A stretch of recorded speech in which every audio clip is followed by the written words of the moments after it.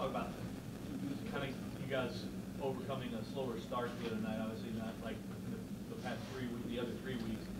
What was different and kind of the mindset you guys just kind of kept going, right? Yeah, we knew coming into the game that, everyone knows that between Florida State and Clemson, we had Marshall. And, it's big to not look over a team. And so I feel like we did good preparing. We just came out flat. We were playing more so into their hand, playing what they wanted us to do instead of playing our game. So that slowed us down. How important is it against Clemson to get off to a really good start down there in their place? It's really good. It's really important to get off to a good start because, playing away at a place like Clemson Death Valley, it's good to steal the momentum early so you get the crowd out of it early and you just play the game instead of having to focus on the crowd. What's the key to doing that? I mean, how do you make sure you get off to a good start or try to make sure? Oh, well, just execute what we know how to do, instead of like we did at Marshall playing into their defense or just playing how we play. So. Jaylen, how's Lamar dealing with it? Because it's a lot of attention he's getting and it kind of covers for Swiss Street. Is he any different? Lamar is the same Lamar as he's been. He's very humble. I'm proud of the way he's handling it. He doesn't let the attention go to his head. He works just as hard, if not harder, every week. And so I'm glad to see that he's getting the attention that he deserves. But I'm actually glad the way he's handling it also. So. How's he had Mag? Did you all have? Oh, nah. Honestly, though, I don't know if he has the magazine or not. Though. I'm sure he does, though. Even if he doesn't show it, I'm sure he has it somewhere. How do you explain how often you guys been able to get open? It's just, a credit to the offensive line. Also, they do their part of the job. They hold up for Lamar to find us, and it's just all a matter of timing. Lamar, sometimes even when we're not open, he has the ability to throw us open with his arm strength and his precision. So. There are times where you're running a play that the play's kind of been set up, you kind of expect to be wide open. I mean, there are plays that like, okay, we can set this play up. We run plays at practice against certain defenses, and Coach Petrino, he's amazing. I don't understand how he does it. Sometimes it's kind of scary, but we can run a play 15 times at practice, and in the game it's the exact same way we drew it up at practice. So most of the time that's how it happens. How did your touchdown the other night? How quickly do you know that you just have to beat the one guy? Did the safety come right up right away and bite? Well, it seemed like the whole game when we went two receivers, just two outside receivers, two tight end, and we had a fullback and a linebacker would bump over on the running back, and the safety would come down on the tight end, left the middle of the field wide open. So did a good job with the play call, and it was one-on-one from there, just had to win at the line. So. Of Lamar's touchdown passes, 9 different receivers have caught it.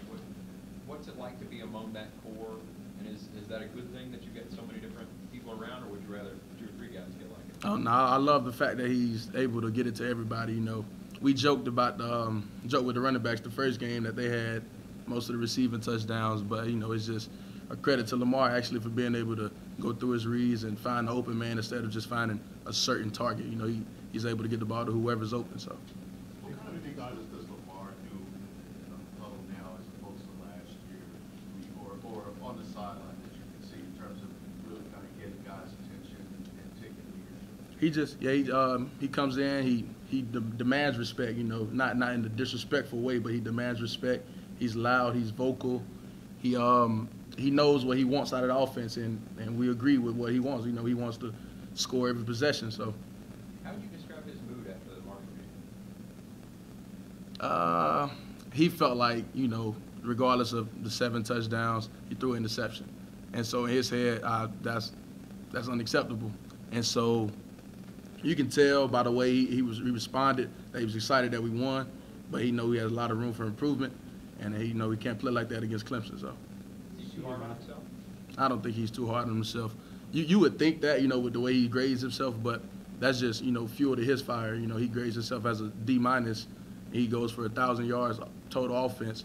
That just means that he feels like he's capable of going for 1,500. So. You see him out there in a lopsided game. Do you worry that he's going to get hurt? So much is riding on him for his success. No, I don't worry about him getting injured. Some teams, they play certain ways.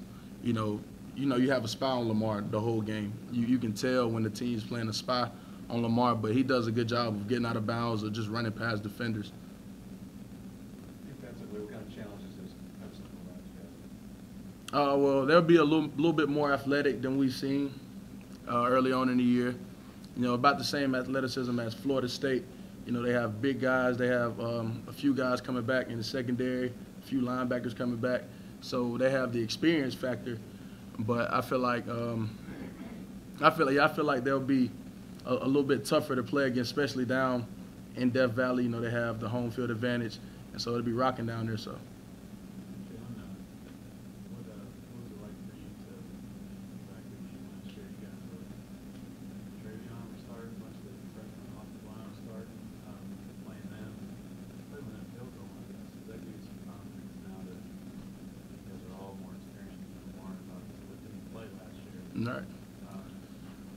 Yeah, you can look back, and not just last year, the year before. You know, it was 6-point, the 3-point game the year before, 3-point game last year, and so you know that gives us the confidence to know that we did have the chance to win last year, and you know we don't go in any game thinking we can't win, but that's just, you know, we were this close, and so we know what we have to do this year to prevail. So. You mentioned Coach seems to predict the plays in practice, and you guys practice exactly how it plays out in the game. What is this couple of seasons, you know, what are your observations and thoughts now on like coming to play for him, and maybe what he advantage he may give you as a coach? Well, you can, like, when I was in high school, a lot of people would tell me, a lot of people I would talk to would tell me how good of a coach he was, how great of an offensive mind he was. You know, that's just me listening from afar, seeing that from afar.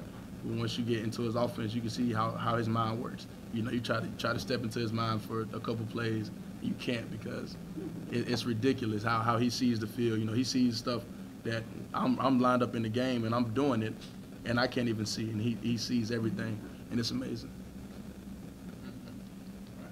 Thank you.